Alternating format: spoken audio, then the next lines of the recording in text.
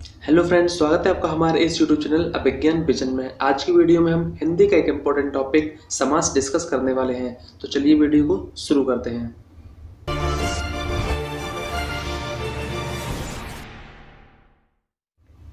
अब हम जानते हैं समास की परिभाषा के बारे में। समास का तात्पर्य होता है संक्षिप्तीकरण। इसका शाब्दिक अर्थ होता है छोटा रूप, अर्थात दो या दो से अधिक शब्दों से मिलकर जो नया और छोटा शब्द बनता है उस शब्द को समास कहते हैं। समास रचना में दो पद होते हैं। पहले पद को पूर्व पद कहा जाता है, वहीं दूसरे पद को उत्तर पद कहा जाता है। इन दोनों में से जो नया शब्द बनता है वह समस्त पद कहलाता है। जैसे रसोई के लिए घर, तो इसका जो समस्त पद है ये हो गया हमारा रसोई घर। अब इसमें रसोई क्या है, तो रसोई है पूर्व पद और जो घर है वो है उत्तर पद। नील और कमल, यानी कि इसका समास हो जाएगा नील कमल।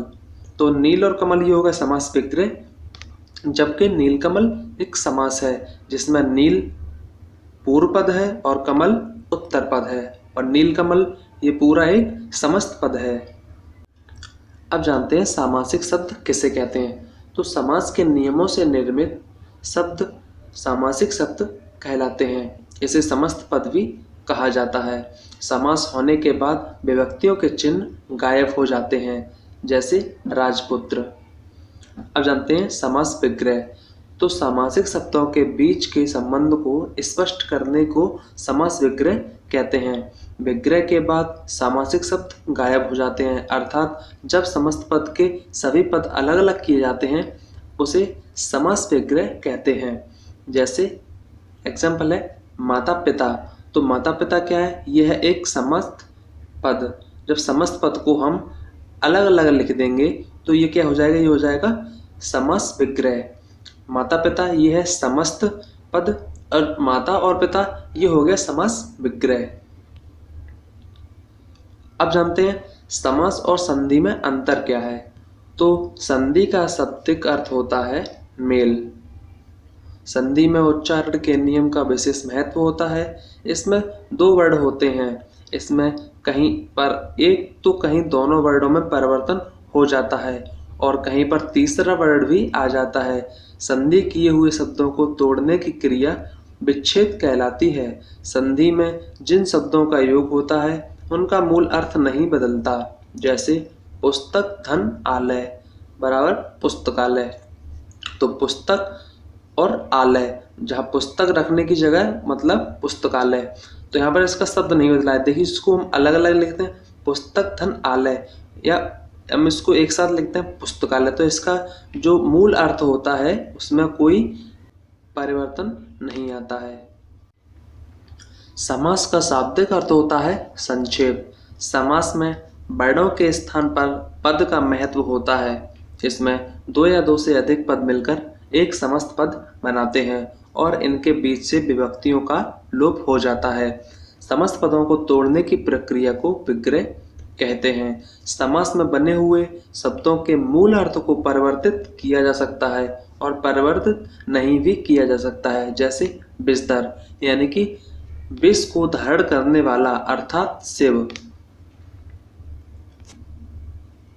अब जानते हैं समास के भेद के बारे में। तो समास के 6 भेद होते हैं। कौन कौन से? अव्ययी भाव समास, तत्पुरुष समास, कर्मधारय समास, द्विगु समास, द्वंद्व समास और बहुब्रीहि समास। तो जानते हैं अव्ययी भाव समास के बारे में। तो अव्ययी भाव समास क्या होता है? इसमें प्रथम पद अवयव होता है और उसका अर्थ प्रधान होता है, उसे अव्ययी भाव समास कहते हैं। इसमें अवयव पद का प्रारूप लिंग, वचन, कारक में नहीं बदलता है और वो हमेशा एक जैसा रहता है। आइए आप जानते हैं इसके उदाहरण। तो यथाशक्ति, जिसका अर्थ होगा शक्ति के अनुसार। नेक्स्ट है प्रतिदिन, इसका अर्थ है प्रत्येक दिन। नेक्स्ट जो अव्ययी भाव समास है वो है आजन्म, यानी इसका अर्थ होगा जन्म से लेकर। जो लास्ट है इसका एग्जाम्पल अभूतपूर्व, जिसका अर्थ होगा जो पहले कभी नहीं हुआ हो। तो ये है अव्ययी भाव समास, जिसमें क्या होता है, इसमें प्रथम पद प्रधान होता है और अवयव होता है। अब जानते हैं तत्पुरुष समास के बारे में। तो तत्पुरुष समास क्या है? इस समास में दूसरा पद प्रधान होता है। प्रथम पद किसमें प्रधान होता है? अव्ययीभाव समास में, और दूसरा पद जो प्रधान होता है वो होता है तत्पुरुष समास में। यह कारक से जुड़ा समास होता है। इसमें ज्ञातज्ञ विग्रह में जो कारक प्रकट होता है उसी कारक वाला समास वो समास होता है। इसे बनाने में दो पदों के बीच कारक चिन्हों का लोप हो जाता है, उसे तत्पुरुष समास कहते हैं। जैसे अब देखते हैं इसके एग्जाम्पल। देश के लिए भक्ति, जिसका समस्त समास पद होगा देशभक्ति। अब देख सकते हैं इसमें कारक चिन्ह आए हुए हैं, जैसे के लिए, ठीक है। देश के लिए भक्ति, इसमें जो के लिए है ये कारक चिन्ह है।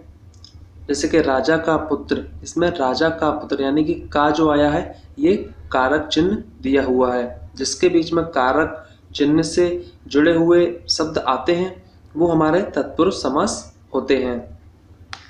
इसमें क्या होता है, जब ये समास हम इसको समस्त पद लिखते हैं तो इसमें से इसके जो कारक चिन्ह होते हैं इनका लोप हो जाता है। जैसे देश के लिए भक्ति, इसमें के लिए जो कारक चिन्ह है इनको रिमूव कर दिया गया है, तो ये हमारा हो गया है देशभक्ति। जैसे कि राजा का पुत्र, तो इसमें का जो कारक चिन्ह है ये लुप्त हो गया है, अब ये हो गया है राजपुत्र। अब देखते हैं तत्पुरुष समास के भेद। वैसे तो तत्पुरुष समास के 8 भेद होते हैं, किंतु विग्रह की वजह से कर्ता और संबोधन दो भेदों को लुप्त रखा गया है। इसलिए विभक्तियों के अनुसार तत्पुरुष समास के 6 भेद होते हैं। कौन कौन से?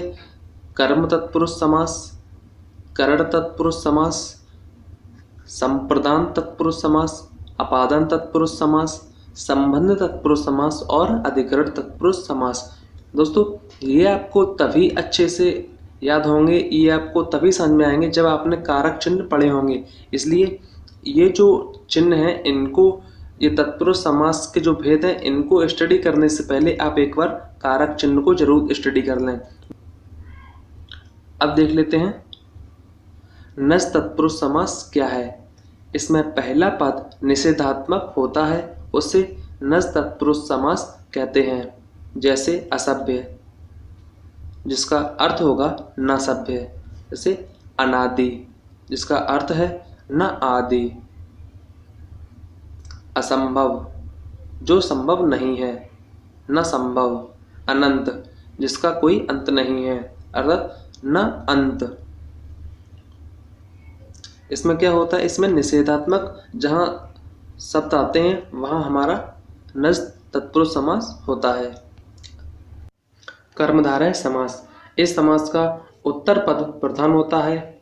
ये समास विशेषण, विशेष्य और उपमेय उपमान से मिलकर बनते हैं, उसे कर्मधारय समास कहते हैं। एग्जाम्पल चरण कमल, तो इसमें जो कमल शब्द है ये प्रधान होगा, इसमें उत्तर पद प्रधान होता है, तो जिसका अर्थ होगा कमल के समान चरण। नेक्स्ट है नील गगन, इसका अर्थ होगा नीला है जो गगन, तो इसमें कौन सा पद प्रधान होगा, इसमें उत्तर पद प्रधान होगा, गगन। ठीक है। नेक्स्ट है चंद्रमुख, अर्थात चंद्र जैसा मुख। चंद्रमुख जो है ये समास है और ये समास विग्रह है, चंद्र जैसा मुख। ठीक है। अगला है द्विगु समास। द्विगु समास में पूर्व पद संख्यावाचक होता है और कभी कभी उत्तर पद भी संख्यावाचक होता है। इस समास में प्रयुक्त संख्या किसी समूह को दर्शाती है, किसी अर्थ को नहीं। इससे समूह और समाहार का बोध होता है, उसे द्विगु समास कहते हैं। इसका उदाहरण है नवग्रह, यानी कि 9 ग्रहों का समूह। इसमें देख सकते हैं आपके संख्यावाचक शब्द आया हुआ है, नव यानी कि 9, नवग्रह यानी कि 9 ग्रहों का समूह। अगला जो उदाहरण है वो है दोपहर, यानी 2 पहरों का समाहार। तो इसमें भी देख सकते हैं दोपहर में 2, तो ये 2 शब्द जो है ये हमारा संख्यावाचक शब्द है, इसलिए ये द्विगु समास होगा। इसके और भी उदाहरण है जैसे कि चौराहा, छहराहा। ठीक है। तो ये जो है हमारे ये द्विगु समास होते हैं। द्वंद्व समास, इस समास में दोनों पद ही प्रधान होते हैं। इसमें किसी भी पद का गौड़ नहीं होता है, ये दोनों पद एक दूसरे पद के विलोम होते हैं, लेकिन ये हमेशा जरूरी नहीं है। इसका विग्रह करने पर अथवा या एवं का प्रयोग होता है, उसे द्वंद्व समास कहते हैं। एग्जाम्पल, जलवायु। तो इसमें जल और वायु दोनों ही जो शब्द हैं, पूर्व पद और उत्तर पद, जल और वायु दोनों ही पद प्रधान होंगे, ठीक है। इसका जब हम विग्रह करेंगे तो ये हो जाएगा हमारा जल और वायु। अगला है अपना पराया। तो इसमें अपना शब्द भी प्रधान है और पराया शब्द भी प्रधान है, और जब हम इसका विग्रह करेंगे तो ये लिखा जाएगा अपना या पराया। अगला है पाप पुण्य। तो पाप और पुण्य। तो दोस्तों, अगर आपको ये वीडियो पसंद आई है तो वीडियो को ज़्यादा से ज़्यादा लाइक करें, शेयर करें, और अगर चैनल पर नए हैं तो प्लीज़ चैनल को सब्सक्राइब जरूर कर लें। अगला जो वीडियो है उसमें हम समास के जो इम्पोर्टेंट क्वेश्चन बन सकते हैं उन क्वेश्चंस के प्रैक्टिस सेट को सॉल्व करेंगे, ठीक है। तब तक के लिए बाय बाय। जय हिंद, जय भारत।